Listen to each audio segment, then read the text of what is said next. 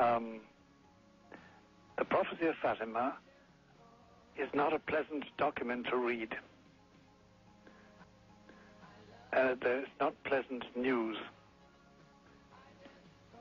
It implies, it doesn't make any sense unless we accept that there will be, or that there is in progress, a wholesale apostasy amongst clerics and laity in the Catholic Church,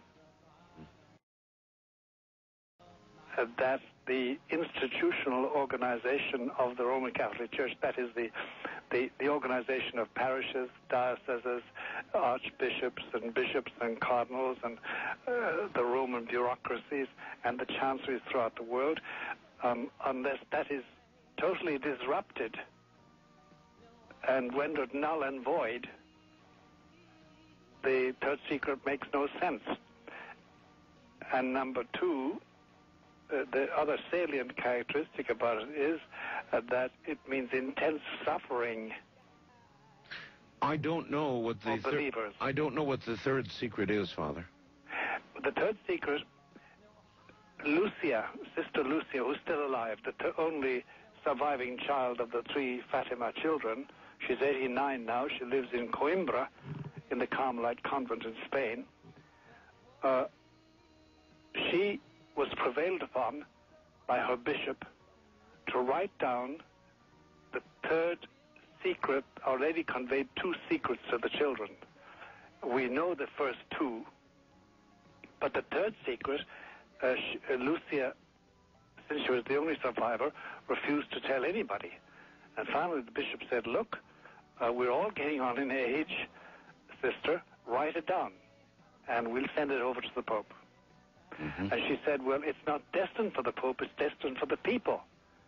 Well, he said, the Pope will tell the people about it. So she wrote it down, and this is in the 30s, and then in the 50s it was conveyed over to Rome to Pius XII, Pope Pius XII, and Cardinal Ottaviani, who was the head of the Holy Office of that time. They put it away because Lucia said that it shouldn't be opened except by the Pope in 1960, because the thing would be clear then. So it was opened by John the 23rd in February 1960, and he proceeded to say that it wasn't true. It was unreliable. And the children didn't know what they were talking about. And Lucia didn't, because when she got this supposed secret from the Virgin, she was illiterate, and she was under 10 years old. So she couldn't know what she was talking about.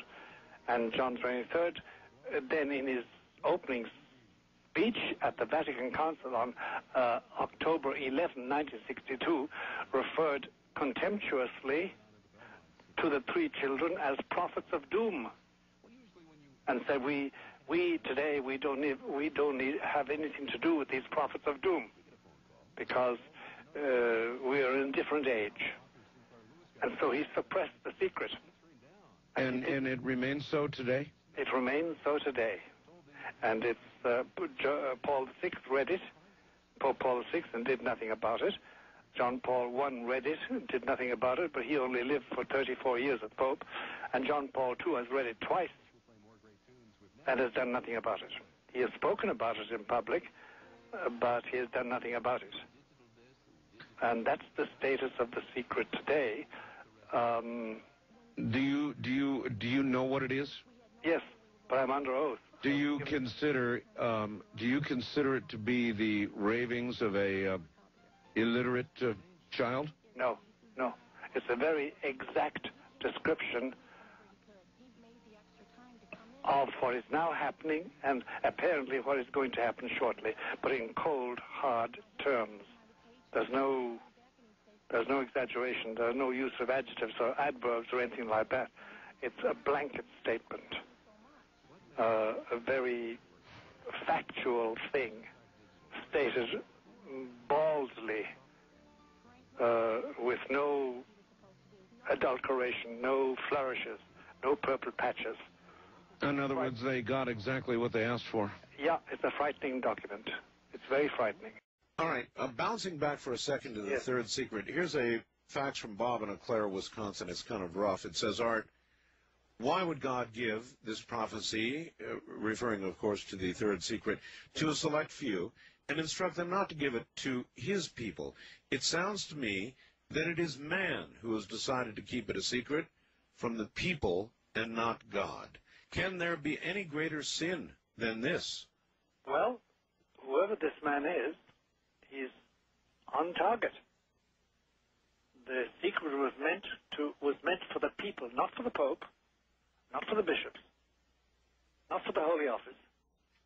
It was meant to be published in 1960 by explicit order, by the mandate of heaven. John the 23rd, God bless him and rest him, because he's with God now, in whatever form that is, he decided not to. He had his own reasons. We think, with all due respect and veneration, etc., etc., etc., that he made a very bad mistake. And indeed, what probably your correspondent from Wisconsin doesn't realize, or perhaps he does, let me remind him, that in 1963, there was a second appearance, this time in Spain, in Garabandal. And the opening words of that revelation were, because my sons have not listened to my orders, my mandate, here's what's going to happen. And the message was very dire. This repetition of the third secret in brief form. East of the Rockies, you're on the air with Father Malachi Martin. Hi. Hi. Where are you, sir?